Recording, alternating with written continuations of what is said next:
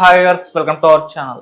YouTube star and folk singer Mallik Tej పైన కూడా అత్యాచార కేసు నమోదైంది. మరి ఏంటి కేసు డీటెయిల్స్, దీనికి సంబంధించి డిస్కస్ చేయడానికి ప్రజెంట్ మనతో పాటు జర్నలిస్ట్ చరణ్ పరమి గారు ఉన్నారు. వారితో ఒకసారి మాట్లాడదాం. హాయ్ అన్న. సో ఈ మధ్య కాలంలో అత్యాచార కేసులు మనం వరుస పెట్టి చూస్తున్నాం. ఫస్ట్ జానీ మాస్టర్, మళ్ళీ ఆ తర్వాత హర్ష సాయి, ఇప్పుడు చూస్తే ఫోక్ సింగర్ మల్లిక్ తేజ్. ఇలా ఎందుకు నమోదవుతూ వస్తున్నాయి? ఇప్పుడు ఈ కేసుకు సంబంధించి చూస్తే మరి డీటెయిల్స్ ఏంటి? ఎవరా అమ్మాయి తన పైన కేసు నమోదు చేసింది కదా, ఈ కేసుకు సంబంధించిన డీటెయిల్స్ ఏంటన్నా? ఈ మధ్య కాలంలో ఇటువంటి కేసులు బాగా పెరిగాయి. అంటే ధైర్యంగా బయటకు వచ్చి చెప్పేవాళ్ళు పెరిగారు. కేసులు పెరగడం అంటే ఇవి ఎప్పటి నుంచో జరుగుతూ ఉన్నవే ఇటువంటి సంఘటనలు. ముఖ్యంగా ఇలాంటి ఎంటర్టైన్మెంట్ ఫీల్డ్ లో రకరకాల యాంగిల్స్ లో ఇవి జరుగుతూ వస్తూ ఉన్నాయి. సో కాకపోతే గత రోజుల్లో ఏంటంటే దానికి ధైర్యం చేసేవాళ్ళు కాదు, పరువు పోతుంది, రకరకాల కారణాలు, తొక్కేస్తారని భయపడ్డారు, ఇట్లా ఉండేది. ఇప్పుడు ధైర్యం చేసి ముందుకు వస్తూ ఉన్నారు. సో అట్లా ఒకరిని చూసి మరొకరు ధైర్యం చేయడానికి ఇది ఒక స్కోప్ ఏర్పడింది అనమాట. అలా ఈ సంఘటన కూడా జరిగింది అనుకోవాలి. ఇప్పుడు బయటికి రావడాన్ని బట్టి చూస్తే మామూలుగా అయితే ఇతను మంచి పేరే ఉంది. యూట్యూబ్ లో ఫోక్ సాంగ్స్ అతను చేస్తూ ఉంటాడు, అతనే పాడతాడు, అతనే రాస్తాడు కూడా. సో ఆ విధంగా ఆయనకు మంచి పేరు ఉంది, సుద్దాల మల్లిక్ తేజ్. అయితే ఈ బాగా అతను తనకు కో సింగర్స్ కూడా అవసరం కదా, ఆ ప్రయత్నంలో భాగంగా కో సింగర్స్ కూడా కొంతమందితో పాడడం ఈ విధంగా చేస్తూ వచ్చేవాడు. ఇట్లా చేస్తున్న క్రమంలో మౌనిక అనే ఒక అమ్మాయితో అతను రెగ్యులర్ గా పాడుతూ ఉంటాడు. వాళ్ళిద్దరు కలిసి కాంబినేషన్ లో సాంగ్స్ కూడా ఉన్నాయి, ఫోక్ సాంగ్స్. సో ఆ అమ్మాయితో అతను ఒక రిలేషన్ లోకి వెళ్ళాడు. సో ఇప్పుడు సడన్ గా అమ్మాయి ఈ విధమైన కేసు అయితే పెట్టింది. జగిత్యాల పోలీస్ స్టేషన్ లో మామిడి మౌనిక అనే ఈ సింగర్, లేడీ సింగర్, ఇతని మీద నా మీద అత్యాచారం చేశాడు, పలుసార్లు అత్యాచారం చేశాడు, ఎమోషనల్ గా బ్లాక్ మెయిల్ చేసి తన ఆఫీస్ లో ఈ విధంగా చేశాడు, అనేక సార్లు ఈ విధంగా బ్లాక్ మెయిల్ చేస్తూ వస్తున్నాడు అని చెప్పేసి ఆవిడ ఆరోపించింది. అదే కాకుండా పెళ్లి చేసుకోమంటే మాత్రం దానికి నిరాకరిస్తున్నాడు అని చెప్పేసి ఆవిడ కంప్లైంట్ చేసింది. ఇది ఒకటే కాకుండా మరికొన్ని, అంటే ఆవిడ ఇన్స్టాగ్రామ్ కావచ్చు, లేకపోతే సోషల్ మీడియా హ్యాండిల్స్ ఏవైతే ఉన్నాయో వీటి పాస్వర్డ్లు అతను మార్చేసి ఆవిడకి తెలియనివ్వకుండా మేనేజ్ చేస్తున్నాడు. సో అవి నాకు ఇబ్బందిగా ఉందని చెప్పేసి ఆవిడ కంప్లైంట్ లో ఆరోపించింది. ఓవరాల్ గా చూస్తే ఆవిడ అతను బాగా ఇబ్బంది పెడుతున్నాడు అనేది ఇక్కడ క్లియర్. ఇది జగిత్యాలలో అతని మీద నమోదైన కేసు. అయితే ఈ కేసు విషయంలో కొన్ని రకాల ప్రశ్నలు కూడా ఉన్నాయి మనం గమనించి చూస్తే. ఒకటి వచ్చేసి మల్లిక్ తేజ్ ఆ అమ్మాయికి అవకాశం ఇస్తానని చెప్పి ఇట్లా కాస్టింగ్ కౌచ్ పద్ధతిలో అమ్మాయిని ఈ విధంగా చేశాడా అనేది అక్కడ మెన్షన్ చేయలేదు. ఎమోషనల్ గా బ్లాక్మెయిల్ చేశాడు అంటే ప్రేమ పేరుతో ఏమన్నా చేశాడా, లేకపోతే పెళ్లి చేసుకుంటానని చేశాడా? ఎందుకంటే పెళ్లి చేసుకోమంటే అతను అంగీకరించట్లేదు అంటుంది ఆవిడ. సో వాళ్ళిద్దరి మధ్య పెళ్లి చేసుకోమని అడిగేంత పరిస్థితి ఉందంటే వాళ్ళిద్దరి మధ్య ఆల్రెడీ రిలేషన్ ఉందా? సో ఇది కాస్టింగ్ కౌచ్ యాంగిల్ కాకుండా రిలేషన్ యాంగిల్లో చూడాలేమో గమనించి చూస్తే. సో ఇది ఒక పరిస్థితి. రెండోది వచ్చేసి ఆ అమ్మాయిని అతను అత్యాచారం చేశాడు అని చెప్పేసి ఆ అమ్మాయి అంటుంది. కానీ అక్కడ కన్సెంట్ తో పెళ్లి చేసుకుని అడిగిందంటే కన్సెంట్ తోటి అతనితో మూవ్ అయిందా అనే ప్రశ్న వస్తుంది ఇక్కడ.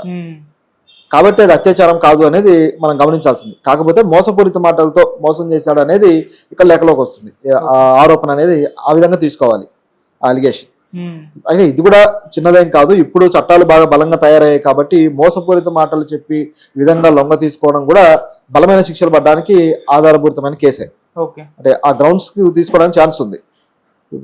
రీసెంట్ గా వచ్చిన చట్టాలు, బిఎన్ఎస్ చట్టాల ప్రకారం అయితే సెక్షన్ 69 చట్టం ప్రకారం ఈ విధంగా పెళ్లికి సంబంధించి ఏదో మాయమాటలు చెప్పి శారీరకంగా వశపరుచుకుంటే కనీసం 10 సంవత్సరాలు జైలు శిక్ష. సో ఎంత కఠినమైన శిక్ష అనేది ఇంకా ఆలోచించవచ్చు. కేసులో ఏ స్థాయి శిక్ష పడుతుందో అటువంటి స్థాయి శిక్ష పడుతుంది.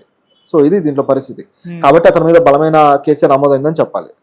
అయితే ఇందులో అసలు ఆ అమ్మాయి పలుమార్లు అత్యాచారం చేశాడు అన్నప్పుడు గతంలో ఎందుకు బయటకు రాలేదు?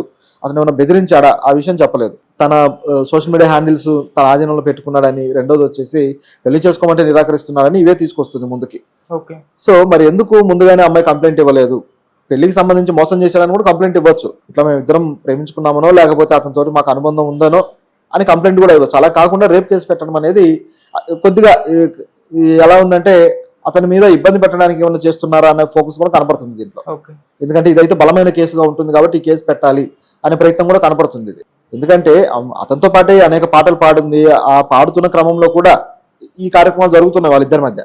సో ఆ టైంలో రియాక్ట్ అవ్వకుండా నిజానికి అతను బెదిరించో లేకపోతే చేసినట్టయితే రియాక్ట్ అవ్వచ్చు వెంటనే, కానీ ఆ యాంగిల్ కనపడటం లేదు ఇక్కడ. కాబట్టి ఇవి చూస్తూ ఉంటే ఇద్దరి మధ్య ఒక అనుబంధం వచ్చి తర్వాత అది ఏదో చెడిపోతేనో లేకపోతే అది ఇంకా వేరే దారి తీస్తేనో ఇదే కేసుగా పరిణమిస్తున్నాయేమో అన్న అనుమానాలు అయితే వస్తున్నాయి, ఈ అనుమానాలు. సో ఇది కొంచెం సరైన వే అయితే కాదు. కాకపోతే ఆవిడకి ఏ విషయంలో సమస్య ఉందో డైరెక్ట్ గా దాంట్లోనే కేసు పెడితే పోయేది. సో కాకపోతే అతనికి ఇప్పటిదాకా ఫోక్ సాంగ్స్ పాడి మంచి పేరు తెచ్చుకున్నాడు. కానీ ఇటువంటి చర్యలు కూడా ఖండించాల్సిందే. ఎందుకంటే ఆల్రెడీ అతనికి ఇమేజ్ ఉంది పబ్లిక్లో, అంటే యూట్యూబ్ స్టార్గా చూస్తే అతనికి ఇమేజ్ ఉంది. సో ఆ యాంగిల్లో చూసినప్పుడు ఒక అమ్మాయి అవకాశం కోసం వస్తే ఆ అమ్మాయికి అవకాశం ఇచ్చాడు, బాగానే ఉంది, ఆ అమ్మాయి ఎలివేట్ అవ్వడానికి అతను సాయపడ్డాడు, ఇంతవరకు ఓకే. కానీ దాన్ని ఆసరాగా చేసుకొని ఆవిడకి మాటలు చెప్పి అది చెప్పి ఇది చెప్పి ఇట్లా లోపరుచుకోవడం అనేది ఖచ్చితంగా దుర్మార్గమైన పని. దీని విషయంలో ఖచ్చితంగా అతని మీద యాక్షన్ తీసుకోవాలి.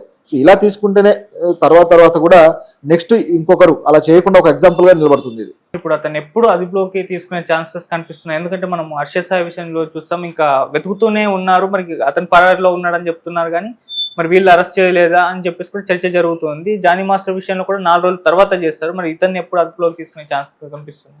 పోలీసులు అయితే ఇంకా అదుపులోకి తీసుకోలేదు, బహుశా ఈ రోజు అదుపులోకి తీసుకునే అవకాశం అయితే ఉంది. సో మరి ఏం జరుగుతుందనేది చూడాలి, ఎందుకంటే అతని వైపు వెర్షన్ కూడా వినాల్సి ఉంది. సో అది కూడా వస్తే మనం మిగతాది మాట్లాడవచ్చు.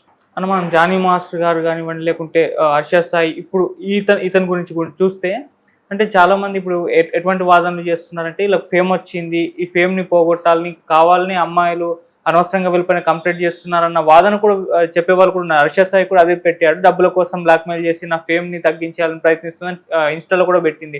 జానీ మాస్టర్ గారి విషయంలో కూడా కొంతమంది డ్యాన్స్ మాస్టర్లు ఈ విధంగానే స్పందించారు. మరి ఎటువంటి వర్షన్ ఉందంటారా, అసలు అలా చేస్తారా? కొన్ని సందర్భాల్లో అలాంటివి కూడా ఉంటాయి, దాన్ని మనం కొట్టిపారేయలేము. ఎందుకంటే ఇప్పుడు అంటే జానీ మాస్టర్ ఇష్యూ అనేది మరో రకంగా జరిగింది అనుకోండి. కాకపోతే ఇక్కడ ఇప్పుడు హర్ష సాయి ఇష్యూనే తీసుకుంటే ఇందులో 2 యాంగిల్స్ ఉన్నాయి. ఆ అమ్మాయి పెట్టిన కేసు అత్యాచారం కేసు పెట్టినా సరే, నిజానికి ఆవిడ 2 కోట్ల డబ్బులు సినిమాకు పెట్టుబడిగా పెట్టడము, ఆ తర్వాత అవి వాటి కోసం ఆ సినిమా రైట్స్ కోసం ఇతను బ్లాక్మెయిల్ చేయడం, ఇదంతా తీసుకొచ్చింది. కాబట్టి అది చూస్తే వేరే యాంగిల్, ఫైనాన్షియల్ యాంగిల్ ఒకటి ఉంది, దాంట్లో ఈ కేసు అనేది ఇటువైపు పరిణమించింది. మనం ఆడియోలు కూడా విన్నప్పుడు చూస్తే ఆవిడ అతన్ని ఎంత ప్రేమిస్తూ ఉందో, అతని కోసం ఆవిడ ఎంత తపన పడుతుందో అనేది కూడా క్లియర్ గా కనిపిస్తుంది.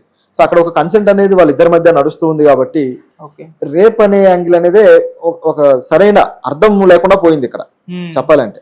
అది వేరే రకమైన కేసులు కూడా ఉన్నాయి, కానీ అటువైపు వెళ్లకుండా వాళ్ళకు అమ్మాయిలకు రక్షణ కల్పించే బలమైన చట్టాలు ఏవైతే ఉంటాయో ఆ చట్టాలను ఉపయోగించుకొని కేసులు పెడుతున్నట్టుగా కొన్ని కనిపిస్తూ ఉన్నాయి. హర్ష సాయి కేసులో ఈ విధంగా ఉంది. అదే పద్ధతిలో ఇప్పుడు ఈ జగిత్యాల కేసులో కూడా అదే కనిపిస్తుంది. అమ్మాయి పెళ్లి చేసుకుంటానంటుంది, ఆయన ఒప్పుకోవట్లేదు అంటుంది, మళ్ళీ చూస్తే నా మీద చేసేయడానికి కేసు పెడుతుంది. అసలు ఏంటది అర్థం కాని పరిస్థితి అనమాట. కోర్టులు కూడా ఇలాంటి వాటిల్లో నిజానికి ఎటువంటి తీర్పు ఇవ్వాలో అర్థం కాని పరిస్థితులు పడిపోయాయి. దీని మీద కూడా కొన్ని కోర్టులు వ్యాఖ్యానించాయి కూడా. మహారాష్ట్ర కోర్టు గతంలో ఒక కేసు విషయంలో ఈ విధంగా మీరు బ్లాక్మెయిల్ చేయడం కోసం కేసులు అయితే పెట్టొద్దు, ఇది తప్పు అని చెప్పేసి వ్యాఖ్యానించిన సంఘటనలు కూడా ఉన్నాయి. చెప్పాలంటే ఈ పద్ధతుల్లో అంటే అమ్మాయిలు ఎందుకు ఈ విధంగా టర్న్ అవుతున్నారు అనే దాంట్లో సోషల్ మీడియాలో ఒక తరహా వాదన వస్తుంది. అందరూ ఈ విధంగా ఉంటారని కాదు, కానీ కొంతమంది నిజంగానే ఉన్నారు. సో ఇటువంటి వాళ్ళనే గోల్డ్ డిగ్గర్స్ అని చెప్పేసి ఒక టర్మ్ బాగా ఫేమస్ చేసేసారు. గోల్డ్ డిగ్గర్స్ అంటే తెలిసిందే, అంటే బాగా డబ్బున్న వాళ్ళని ఈ విధంగా వాళ్ళతోటి ముందుకు వెళ్ళి ఆ తర్వాత వాళ్ళ మీద కేసులు పెట్టడాలు, సెటిల్మెంట్ కోసం తీసుకురావడాలు ఇలాంటివి జరుగుతూ ఉండటం. సో ఈ పద్ధతి అనేది ఈ మధ్య కాలంలో ఇండియాలో పెరుగుతుంది. నిజానికి ఫారిన్ లో బాగా ఉంది ఈ పద్ధతి. అయితే అక్కడ కలవడము విడిపోవడాలు చాలా కామన్ గా జరుగుతూ ఉంటాయి కాబట్టి అది పెద్ద ఇదే అవ్వలేదు. కానీ మన ఇండియాలో ఆ పరిస్థితి అనేది డిఫరెంట్. ఎందుకంటే నిజంగానే ఒకవైపు రేపులకు గురయ్యి, అన్యాయాలకు గురయ్యి, చంపబడుతూ, కిడ్నాపులకు గురవుతూ, అలాగే ఇంకా చెప్పాలంటే హ్యూమన్ ట్రాఫికింగ్ లో అనేక మంది గిరిజన ప్రాంతాలు కావచ్చు, దళిత ప్రాంతాలు కావచ్చు, కొద్దిగా మారుమూల ప్రాంతాల నుంచి అనేక మంది అమ్మాయిలు ఇలా అపహరణకు గురయ్యి తరలిపోయి ఎక్కడో వేసేవాటికల్లో తేలుతూ, ఈ లెక్కలు బీభత్సంగా ఉన్నాయి. ఈ లెక్కలు చూస్తే ఇంత భారీ స్థాయిలో ఉంటే దీని విషయంలో ఎటువంటి న్యాయాలు జరగట్లేదు. మరోవైపు చూస్తే ఏమో ఈ తరహా కేసులు కనిపిస్తున్నాయి. ఒక దాంట్లో కూడా జెన్యూన్ గా ఇది రేప్ కేసు అని చెప్పే పరిస్థితి లేదు ఈ కేసుల్లో ఒకటి కూడా. అది పరిస్థితి. నిజానికి రేపులకు గురయ్యే వాళ్ళకి మాత్రం న్యాయాలు జరగట్లేదు. అసలు కేసులు నమోదులు కూడా కావట్లేదు. నమోదు కావాల్సిన అనేక కేసులు ఉన్నాయి. కొంతమంది అయితే కేసులు పెట్టడానికి భయపడి ఆగిపోయిన వాళ్ళు ఉన్నారు. కొన్ని కేసులు అయితే తీర్పులు రాక, లేకపోతే వాటి మీద ఏవైతే విచారణలు ఉంటాయో అవి జరగక ఆగిపోయిన లక్షలు ఉన్నాయి. ఇది పరిస్థితి. ప్రస్తుతానికి కూడా ఈ 24 ఈ మంత్కి కూడా దేశంలో అపహరణలు అనేవి ప్రతిరోజు ఎక్కడో చోట జరుగుతూనే ఉన్నాయి హ్యూమన్ ట్రాఫికింగ్ సంబంధించి. సో ఇవి అసలైన కేసులు నిజం చెప్పాలంటే. కానీ దృష్టి అంతా కూడా ఇటువంటి వాటి వైపు మళ్ళడానికి కారణం ఏంటి అంటే ఇక్కడ జరుగుతున్న పద్ధతి. మోడర్న్ సొసైటీలో ఈ పద్ధతే మారిపోయింది, అమ్మాయిలు ఈ తరహాలో ముందుకెళ్తున్నారు, నైతికంగా వాళ్ళు కూడా ఉండటం లేదు అనేది ఇప్పుడు ముందుకు వస్తున్న క్వశ్చన్. రెండింటిని మనం పరిగణలోకి తీసుకోవాలి. బాధితుల పట్ల మనం మాట్లాడాల్సిందే, బాధితులకు న్యాయం జరగాల్సిందే.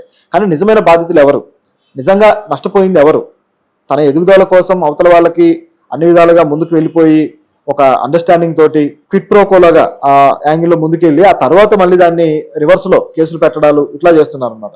సో ఇది ఎంతవరకు నైతికంగా కరెక్ట్? చట్ట ప్రకారం చూసుకుంటే తప్పే, కానీ మనం ఎంతవరకు కరెక్ట్ గా ఉన్నాం దాన్ని ప్రశ్నించుకోవాలి కదా. సో ఇట్లా ఈ తప్పుదారిలో కొంతవరకు వెళ్తుంది అనేది వాస్తవం. సో ఇది ఇంకా ఎంత ముందుకు వెళ్ళి తీసుకెళ్తారో, చివరికి ఎంతమంది జీవితాలు ఈ విధంగా